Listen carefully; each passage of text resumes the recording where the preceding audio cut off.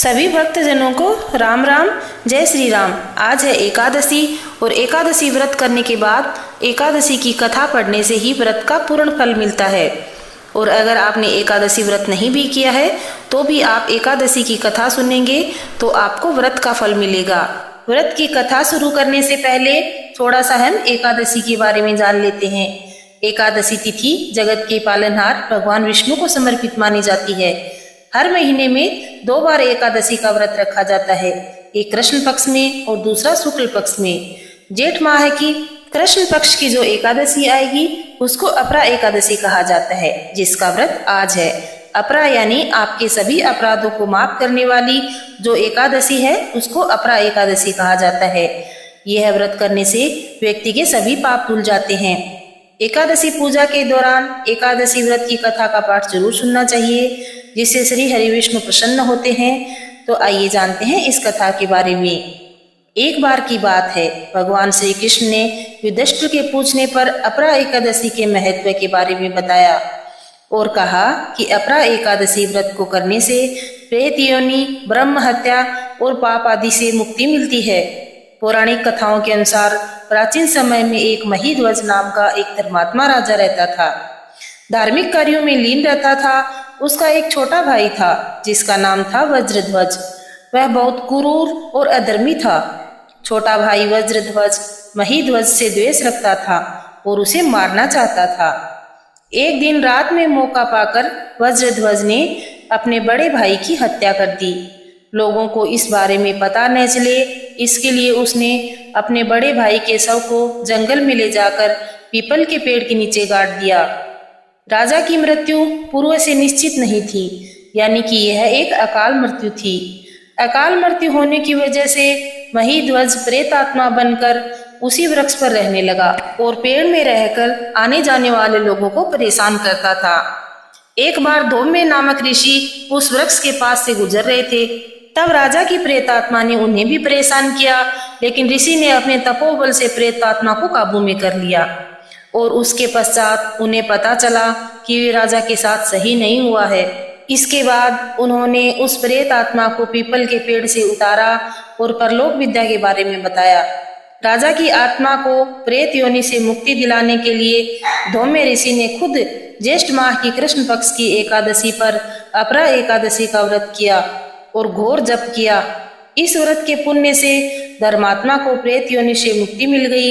इसके बाद राजा की आत्मा ने ऋषि को धन्यवाद दिया और स्वर्ग को चली गई। मान्यता है कि अपरा एकादशी के व्रत की कथा का पाठ करने से व्यक्ति को सभी तरह के पापों से मुक्ति मिल जाती है। अब कुछ बातें ये जान लेते हैं कि अपरा एकादशी के दिन क्या क्या नहीं करना चाहिए। अपरा एकादशी के दिन चावल बिल्कुल भी नहीं खाने चाहिए। ऐसा माना जाता है कि एकादशी पर चावल खाने से व्यक्ति को अगले जन्म में रेंगने वाले जीव की योनि मिलती है। एकादशी के दिन नाखून या बाल भी नहीं काटने चाहिए। धार्मिक मान्यताओं के अनुसार इस दिन बाल या नाखून काटने से व्यक्ति को कई परेशानियों का सामना करना पड़ सकता है और भगवान विष्णु रुष्ट हो जाते हैं। अपरा एकादशी के दिन घर का मंदिर गंदा नहीं होना चाहिए। पूजा घर गंदा होने से घर में वास्तु दोष उत्पन्न होता है, घर में नकारात्मक ऊर्जा का आगमन होता है। साथ ही धन की देवी माँ लक्ष्मी भी नाराज होकर चली जाती हैं। अपरा एकादशी के दिन बालों में तेल, शैम्पू और साबुन का इस्तेमाल करने से बचना चाहिए।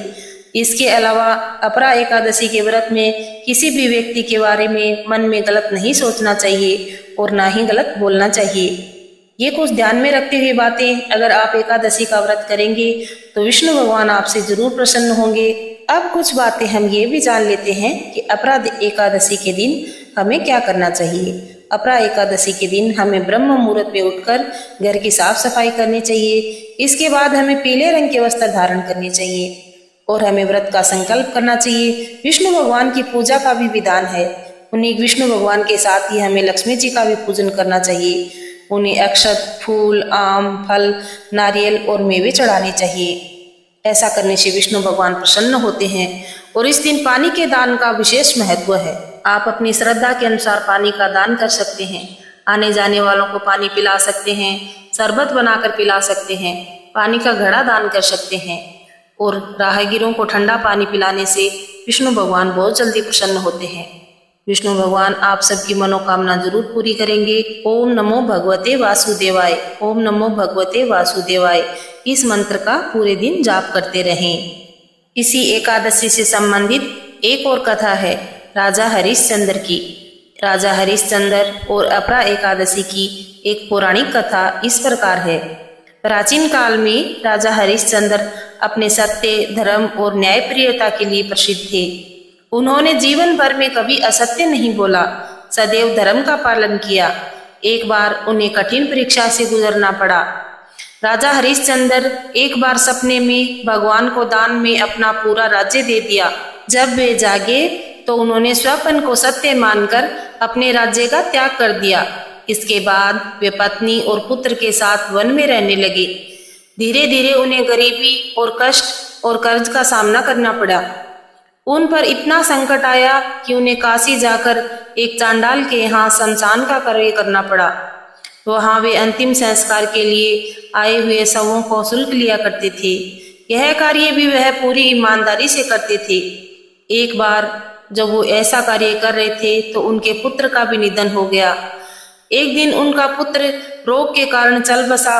रानी तारा उसे लेकर शमशान पहुंची, लेकिन राजा ने शमशान में शुल्क मांगा। रानी के पास कुछ नहीं था। राजा धर्म संकट में पड़ गए। पुत्र का अंतिम संस्कार करना था, लेकिन नियम भी नहीं तोड़ना था। रानी ने अपनी साड़ी का एक भाग देकर शुल्क चुकाया। तब रात जाकर पुत्र का अंतिम संस्कार हुआ। उसी समय महर्षि वशिष्ठ का आगमन हुआ। राजा की यह हालत देखकर महर्षि वशिष्ठ अत्यंत व्यथित यानी कि दुखी हुए। वे उनके पास आए और बोले, हे राजन, आपने सत्य के मार्ग का पालन किया है, लेकिन पूर्व के जन्मों के पाप के कारण आज आपको ये कष्ट भोगने पड़ रहे हैं। यदि आप अपरा एकादशी का व्रत करें तो आपके सारे पाप नष्ट हो जाएंगे और आपका खोया हुआ राज्य, यश, सम्मान और पुत्र की पुनः प्राप्ति होगी। तब महर्षि के आदेशानुसार राजा हरिश्चंद्र ने श्रद्धा और विधि पूर्वक अपरा एकादशी का व्रत किया। उन्होंने पूरे नियमों का पालन किया, दिन भर उपवास रखा, रात को जागरण किया और द्वादशी को पुनः व्रत का पारण कर दान पुण्य किया। उसका एक चमत्कारिक प्रभाव हुआ। उनका पुत्र जीवित हो गया। उनका खोया हुआ उन्हें राज्य वापस मिल गया। राजा फिर से समृद्ध और सम्मानित हो गए। अंत में उन्होंने भगवान विष्णु का ध्यान करते हुए वैकुंठ को प्रस्थान किया। इसी तरीके से जो भी इस एकादशी के व्रत को करेंगे, उनकी कथा को सुनेंगे, भगवान उनकी सभी मनोकामना पूर्ण करेंगे। एक बार फिर से सभी भक्तजनों को राम राम, जय श्री राम। ये कथा आपको अच्छी लगी है तो लाइक शेयर कर दीजिए और चैनल को सब्सक्राइब कर लीजिए। ऐसी ही कथा और ऐसी ही जानकारियों के लिए इस चैनल राजस्थानी रीति रिवाज को सब्सक्राइब कर लीजिए। राम राम, जय श्री राम।